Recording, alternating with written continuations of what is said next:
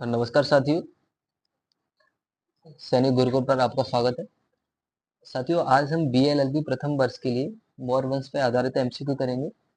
जो BLLB first year का जो हिस्ट्री का सिलेबस है उसमें गुप्त वंश, मौर्य वंश, मुगल साम्राज्य, लाइक सिंधु घाटी सभ्यता, वैदिक सभ्यता, ये जो टॉपिक है कम से कम 10 टॉपिक, उनसे हमको 100 क्वेश्चन पूछे जाते हैं। 100 क्वेश्चन में से 80 क्वेश्चन हमको करने होंगे। हमको 100 क्वेश्चन पूछे जाएंगे। 100 क्वेश्चन में से 80 क्वेश्चन हमको करने हैं। तो 80 क्वेश्चन में से लाइक जो 10 टॉपिक हैं उनमें से 10-10 क्वेश्चन हर टॉपिक से पूछा जा रहा है। तो किसी से 8 पूछ सकता है, किसी से 12, ऐसे करके। तो मैं आपको सारे टॉपिक करा दूंगा और उसी हिसाब से जो जैसे गुप्त वंश है तो उसके मैंने अभी मुगल साम्राज्य आपको पढ़ा दिया था, तो उससे हमारा टॉपिक क्लियर हो गया था। अभी ये मौर्य वंश और एक एक छोटी छोटी वीडियो बना के मैं सारे जो टॉपिक हैं हिस्ट्री पूरा आपको करा दूंगा। आपकी हिस्ट्री में से आपका ऐसा कोई क्वेश्चन नहीं बनेगा। मैं आपको गारंटी देता हूँ कि यह क्लास अब देख लोगे तो ये जो क्वेश्चन क्वेश्चन में जो बता रहा हूँ वो बार बार आने वाले और जो परीक्षा में पूछे जाने वाले क्वेश्चन है। ठीक है, तो हम मौर्य वंश के बारे में थोड़ा जान लेते हैं कि मौर्य वंश, इसकी जो स्थापना करी है ना, इसकी जो स्थापना करी है वो किसने करी है? सबसे पहले तो ये जानेंगे, चंद्रगुप्त मौर्य ने करी। चंद्रगुप्त मौर्य ने करी, ठीक है। उसके बाद में कब करी?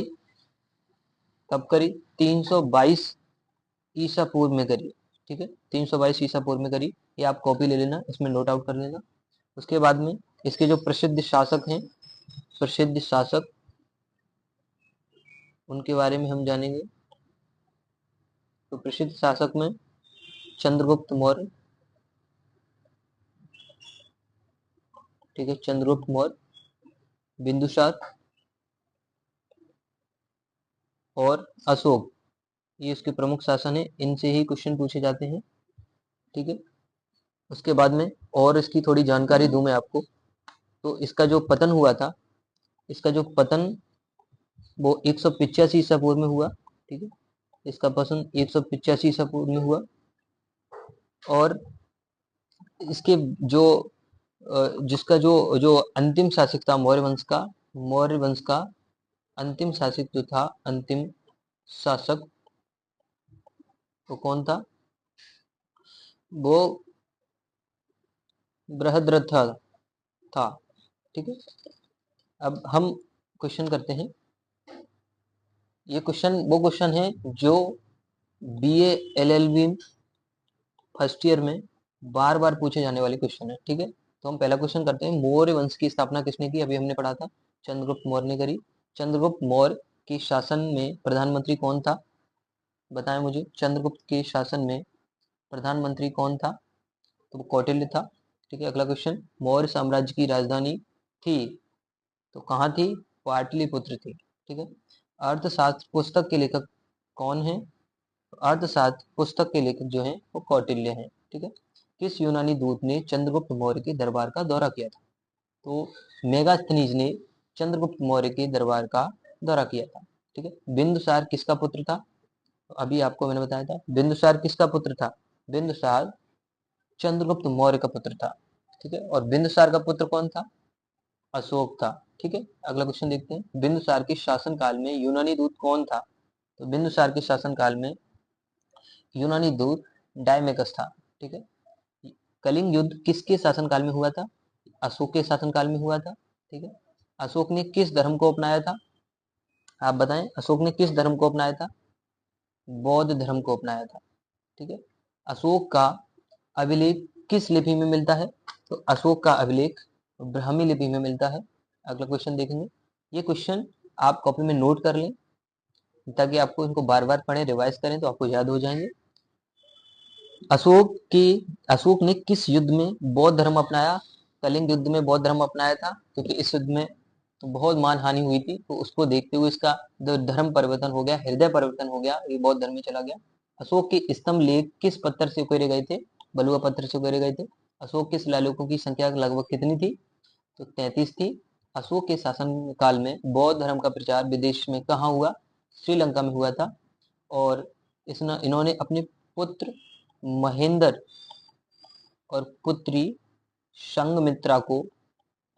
संघमित्रा को श्रीलंका भेजा था प्रचार के लिए। किसके लिए? प्रचार के लिए। ठीक है, तो ये आपको याद होना चाहिए। ये क्वेश्चन पूछ सकता है कि श्रीलंका किसको भेजा था? महेंद्र को भेजा था, संघमित्रा को भेजा था। पुत्र का नाम पूछ सकता है, पुत्री का नाम, ये आपको याद होना चाहिए। ठीक है, अशोक के बाद किसने शासन किया? अशोक के बाद किसने शासन किया? तो दशरथ ने शासन किया। लेकिन जो मौर्य वंश का अंतिम शासक था, मौर्य वंश का अंतिम जो शासक था वो कौन था? वो ये था। ठीक है, मौर्य वंश का अंतिम शासक कौन था? क्वेश्चन ये भी आ गया, अभी हमने पढ़ा है तो ये तो हो ही जाएगा। ठीक है, मौर्य वंश का पतन कब हुआ? मौर्य वंश का पतन कब हुआ? 185 ईसा पूर्व में हुआ। मौर्य वंश की स्थापना कब हुई? 321 ईसा पूर्व में हुई। ये क्वेश्चन बहुत ज्यादा पूछे जाते हैं, मौर्य वंश की स्थापना कब हुई? तो आपको याद होना चाहिए 381 ईसा पूर्व में हुई। किसने करी? चंद्रगुप्त मौर्य ने करी। ठीक है, अगला क्वेश्चन, चंद्रगुप्त मौर्य ने किस विदेशी सम्राट से संधि की थी? तो चंद्रगुप्त मौर्य ने सेल्यूकस निकेटर से संधि की थी। पूरा नाम सेल्यूकस निकेटर था, इससे संधि करी थी। ठीक है, अगला क्वेश्चन है, लास्ट क्वेश्चन है, किस मौर्य सम्राट ने धम्म की नीति अपनाई? तो धम्म की नीति, ये जो क्वेश्चन है आप कमेंट सेक्शन में बताना। ठीक है, कमेंट सेक्शन में आप बताना, ये क्वेश्चन है जो कमेंट सेक्शन में बताएं। और ये आप ये क्लास पूरी देखें और पढ़ लें, और अगर क्लास अच्छी लगी हो तो लाइक कमेंट शेयर करें और सब्सक्राइब कर लें। जब मैं वीडियो डालूंगा तो आपको नोटिफिकेशन आ जाएगा, तो आप वीडियो देख लोगे। और यहाँ पर BLLB फर्स्ट ईयर की ही वीडियो आपको मिलेंगी। और मैं हिस्ट्री और ज्योग्राफी, सोशोलॉजी, पॉलिटिकल साइंस सबके MCQ में आपको कराऊंगा। जो बार बार जो मटेरियल है वो आपको इधर उधर देखना नहीं पड़ेगा। मैं इधर उधर से मटेरियल को लेके एक ही में मिला करके एक स्लाइड बना के आपको दूंगा, तो आपको आसानी भी हो जाएगी। तो ठीक है, थैंक यू।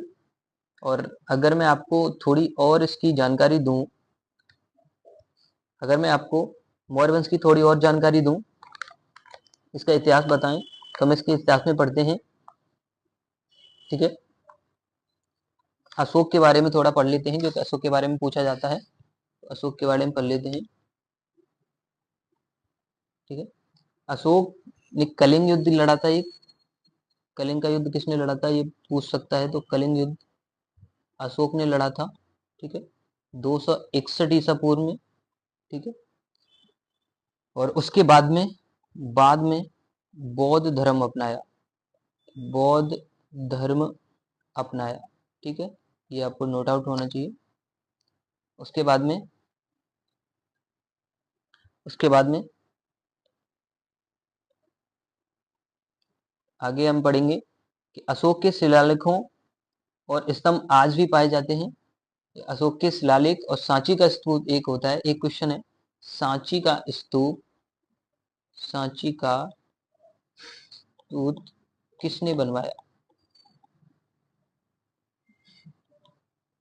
तो अशोक ने बनवाया। ये क्वेश्चन बहुत पूछा जाता है, आपको याद होना चाहिए। ठीक है, थोड़ी और जानकारी लें, तो इसकी जो राजधानी थी, मौर्य वंश की जो काल में जो थी, उनकी राजधानी थी पाटलिपुत्र थी, पाटलिपुत्र थी। ठीक है, इसका जो प्रचार प्रसार हुआ वो विदेशों में हुआ, श्रीलंका में हुआ, अभी आपने पढ़ा था।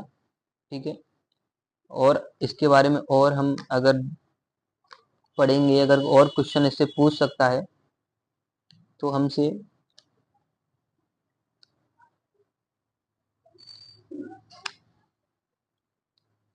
इसकी कला स्थापित और विकास, इसके बारे में पूछ सकता है। तो वो हमने क्वेश्चन कर लिए हैं, तो उधर से ही वो क्लियर हो जाएगा।